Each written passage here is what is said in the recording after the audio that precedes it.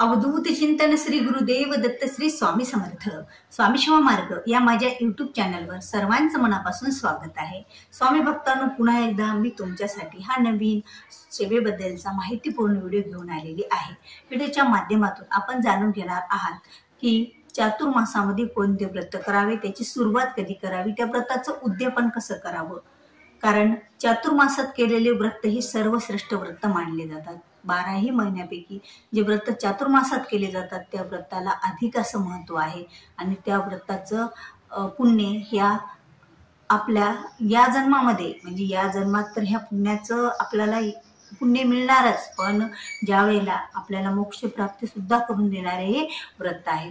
तर ते व्रत कोणते आणि कशी करावी याबद्दलचीच माहिती आपण या व्हिडिओच्या माध्यमातून घेणार आहोत। त्यामुळे व्हिडिओ हा स्किप न करता शेवटपर्यंत पहा, म्हणजे तुम्हाला सर्व याची माहिती मिळेल।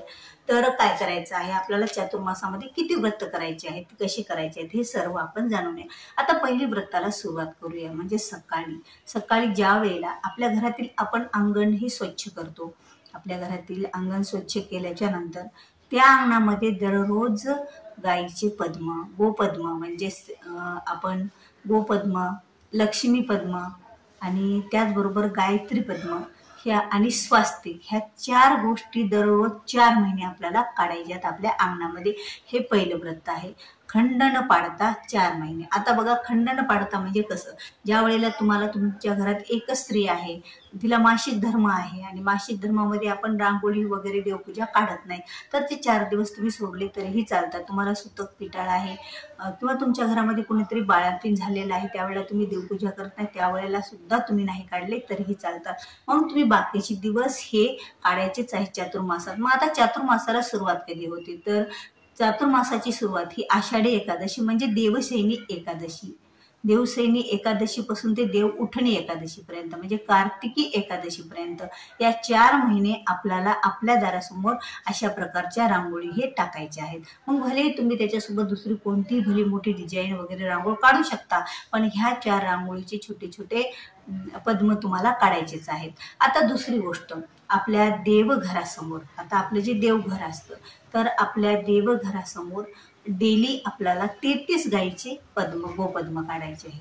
33, आता हे 33 सुद्धा आपल्याला चातुर्मासातच काढायचे आहेत आणि याची सुरुवात सुद्धा आपल्याला एकादशीच्या द्वादशी पासून करायची असते। म्हणजे जी देवसैनी एकादशी आहे, मग तुम्ही एकादशी पासून जरी काढले तरी चालते, कुणी द्वादशी पासून जरी काढलं तरी चालते। आता ह्या दोन्ही दिवसापासून आम्हाला काढायला सुरुवात करायला कोणत्याच व्रताची जमत नाही। आमच्याकडे सुतक आहे किंवा आमच्या घरी विटाळ आहे, काहीतरी मासिक धर्म आहे, माझी एकादशी यावेळेस चाललेली आहे आषाढी एकादशी, मग आम्ही कधी काढायचं, तर मग तुम्ही जी आषाढी पौर्णिमा असते त्या पौर्णिमेपासून जरी तुम्ही सुरुवात केली ना तरीही चालते आणि त्या पौर्णिमेपासून सुरुवात केली तर कार्तिक पौर्णिमापर्यंतच तुम्ही काढायचे। म्हणजे जरी चातुर्मास हा कार्तिक एकादशीला सुटत असला तरीही पौर्णिमेपर्यंत आपण काढायचे, म्हणजे जेवढ्या दिवसाला सुरुवात केली तेवढ्या दिवसापर्यंत तुम्हाला ते काढायचे असतात, म्हणजे 4 महिने। आणि त्याची पण असंच की ज्यावेळेला आपण आपल्या घरात कुठलंच काही विटाळ चंडाळ वगैरे नसतो, सुतक नसतो, इर्दी नसते, त्याच वेळेला आपल्याला काढायचे असतात सुतक इर्दीचे दिवस सोडून। मग ते दिवस आम्ही समोर धराव का, काहीही धरायची गरज नसते। आणि बघा, या गोपद्माचं उद्यापन सुद्धा करण्याची काही गरज नसते। गोपद्म 4 महिने काढायचे, 4 महिन्याच्या नंतर गोपद्म काढणं बंद करायचं। फक्त एवढंच असतं की गोपद्मावर तुम्ही कलर कितीही त्यामध्ये भरले तरी थोडंसं एकदा हळदी आणि 2दा कुंकू त्यावर अर्पण करावं, कारण 33 गोपद्माचं पूजा करण्याचं पुण्य आपल्या पदरात पडत असतं। त्यामुळे ही एक काळजी आपल्याला घ्यायची आहे। आता आणखी तुम्हाला मी तिसरं व्रत सांगते की जे आपल्याला चातुर्मासात करायचे आहे। आता प्रत्येकाच्या अंगणामध्ये तुळस आहे, अंगणात तुळस, जसं की मंदिराला कळस असणं गरजेचंच आहे त्याप्रमाणे प्रत्येकाच्या हिंदू धर्मामध्ये अंगणात तुळस असणं गरजेचंच आहे। ही तुळस अंगणात उभी राहून आपल्या बाहेरून येणाऱ्या सर्व गोष्टीचं, वाईट गोष्टीचं संरक्षण करते आणि आपल्याला ऑक्सिजन तर देतेच ती वैज्ञानिक दृष्ट्या, पण आपल्याला जर आध्यात्मिक दृष्ट्या आपल्या घरामध्ये एक पवित्र वातावरण सुद्धा निर्माण करणारी ही तुळस माता आहे.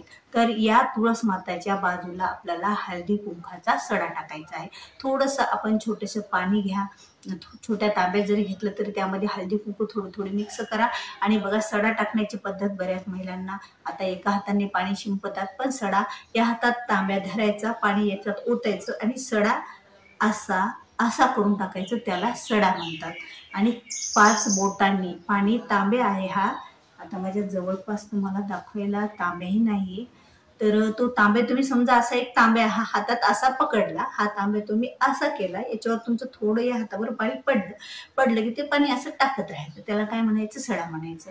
एवढं मला सांगण्याचा दृष्टिकोन म्हणजे आत्ताच्या ज्या मुली आहेत, महिला आहेत, म्हणजे ज्या नवीन लग्न झालेल्या मुली, त्यांना सडा कसा टाकावा, कारण आता प्रत्येकाकडे जवळपास अंगणामध्ये फरशी झालेली आहे आणि फरशीवर जास्त कोणी सडा टाकत नाही, तर फरशी ही पुसून घेतात, स्वच्छ करून घेतात, त्यामुळे सडा हा कुठेतरी विरळ होत चाललेला आहे. त्यामुळेच तर मी सडा सांगत आहे तुम्हाला. आणि तेच तुमच्या तुळशीजवळ थोडासा टाकायचा, थोड्या वेळाच्या नंतर तुम्ही पुसून घेतलं तरीही चालेल, त्याची डागे खूप वेळाच्या नंतर, कारण सडा हा पुसला जात नसतो. पण तुम्हाला हे एक व्रत आहे जे की चातुर्मासात करायचं, त्यामुळे चातुर्मासात 4ही महिने हे व्रत तुम्हाला हळदी कुंकाच्या सड्याचं करायचं आहे. आता याचं उद्यापन करायचं म्हणजे तुम्ही ब्राह्मणाला एखादा तांब्या आणि हळदी कुंकू हे दान करायचं, बाकी काही नाही. या व्रताचं उद्यापन असं करायचं असतं. आणि हे पण उद्यापन आपल्याला देवसैनी एकादशीपासून ते देव उठून एकादशीपर्यंत करायचं. आणि ज्यांना तेव्हा शक्य नसेल त्यांनी आषाढी पौर्णिमा ते कार्तिकी पौर्णिमापर्यंत केलं तरीही चालेल. आणखी एक व्रत बघा, जवळपास हे व्रत तर सर्वांनाच माहीत आहे की आपल्या देवघरामध्ये जर श्रीकृष्ण असतील, श्रीकृष्णांची मूर्ती बाळकृष्ण, रंगनाथ, त्याला रंगनाथ सुद्धा म्हणतात, रंगनाथ देव म्हणजे रंगनाथ बाळकृष्ण, किंवा तुमच्याकडे विठ्ठल रुक्मिणीची प्रत्येकाच्या देवघरामध्ये छोटीशी मूर्ती असतेच पितळेची ती, किंवा तुमच्याकडे तीही नसली तरी तुम्ही श्री विष्णूंचा फोटो तरी तुमच्या देवघरात असेल, या तिन्हीपैकी, तर त्यांना दररोज एक मंजिळ म्हणजे तुळशीची मंजुळा किंवा तुळशीचं पान हे अर्पण करायचं असतं. आणि हे एक महत्त्वाची गोष्ट की तुळशीचं पान बघा, तुम्हाला दररोज भलेही अर्पण करायचं असो, पण तुळशीचं पान एकादशी, बारशी, अमावस्या, पौर्णिमा, शुक्रवार आणि बुधवार ह्या आणि रविवार, शुक्रवार, बुधवार, रविवार, अमावस्या, एकादशी, द्वादशी, पौर्णिमा, हे एवढे दिवस सोडून तुळशीचे पान तोडायचे असते, तुळशीची मंजूळ तोडायची असते. आता उद्या शुक्रवार आहे म्हणता, आजच तुम्ही उद्याच्या पुरते असे 3-4, कारण तुळशी ही 10 दिवसापर्यंत शिळी होत नसते. म्हणून तुम्ही जर लागोपाठ असे काही वार आले की जे नाही आता मी तुम्हाला सांगितले तोडायचे, तर तुम्ही अगोदरच फ्रीजमध्ये किंवा ओल्या कपड्यामध्ये, कॅरी बॅगमध्ये तुळशी मंजूळ पाने तोडून जरी ठेवली तरीही चालतील, काही हरकत नाही, तुळशी शिळी होत नसते. म्हणून तर एकादशी, द्वादशीला कुठलेच पानं तोडायचे नसतात, तुळशीचे तर नाहीच. मग तुमचा हा नियम जरी दररोजचा तुळशी दल वाहायचा असला, अर्पण करायचं श्रीकृष्णांना, तरी तुम्ही अगोदर करायचं. आणि कधीही तुळशीचं पान मंजूळ तोडताना नारायणासाठी, श्रीकृष्णाला अर्पण करण्यासाठी मी ही तुळशी माता तोडत आहोत अशी आज्ञा घेऊनच जर तुम्ही आपण तुळशीचं पान किंवा मंजूळ तोडली, तर खरंच तुळशीला आपण तोडलेल्या पानाचा आणि जे काही याचा त्रास होतो तो त्रास त्यांना होत नसतो, म्हणजे त्या सहन करतील, कारण तुळशी श्रीकृष्णालाच अर्पण केली जाते. त्यामुळे, कारण तुळशी जर श्रीकृष्णाला अर्पण करायची म्हणून तोडली, तर तुळशी मातेचा पान तोडण्याचा, मंजूळ तोडण्याचा कुठला दोष हा आपल्याला लागत नसतो. आता 5वी गोष्ट म्हणजे आता घरात सेवा कोणत्या कराव्या, म्हणजे व्रतामध्ये सेवा सुद्धा येतात. तुम्ही तुमच्या घरात अखंड 4 महिने, बघा अखंड 4 महिने म्हटलं तर यामध्ये सुद्धा तुमचा जे काही सुतक, विटाळ, मासिक धर्म हे सर्व गोष्टी सोडूनच करायचे असतात.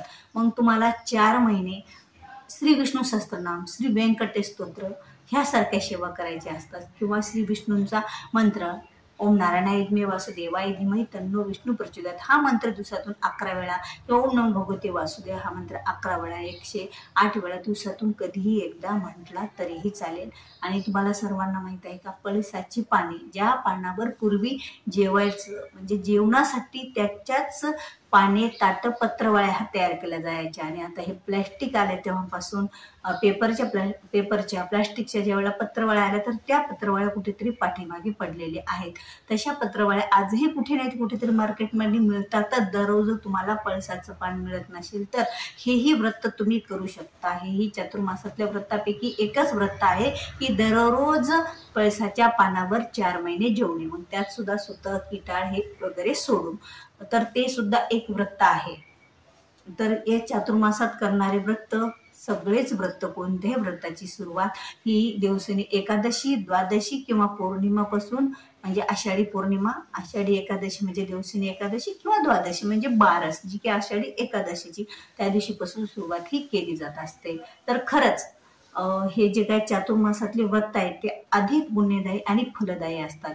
यामुळे श्रीकृष्णांचा, श्री विष्णूंचा आशीर्वाद आपल्या सदैव पाठीशी राहत असतो.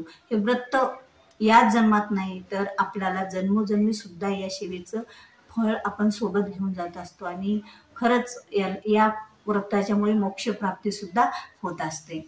तर व्हिडिओ आवडला असेल तर व्हिडिओला लाईक करा, शेअर करा, जास्तीत जास्त लोकांपर्यंत हा व्हिडिओ शेअर करा. कारण चांगलं जे पुण्याचं काम असतं बघा, तुम्हाला माहिती मिळाली तर तुम्ही जर इतरांना माहिती दिली, त्यांनी या व्रतापैकी जे एखादं व्रत केलं तर तुमच्या पदरामध्ये त्याचं 10% पुण्य हे पडत असतं.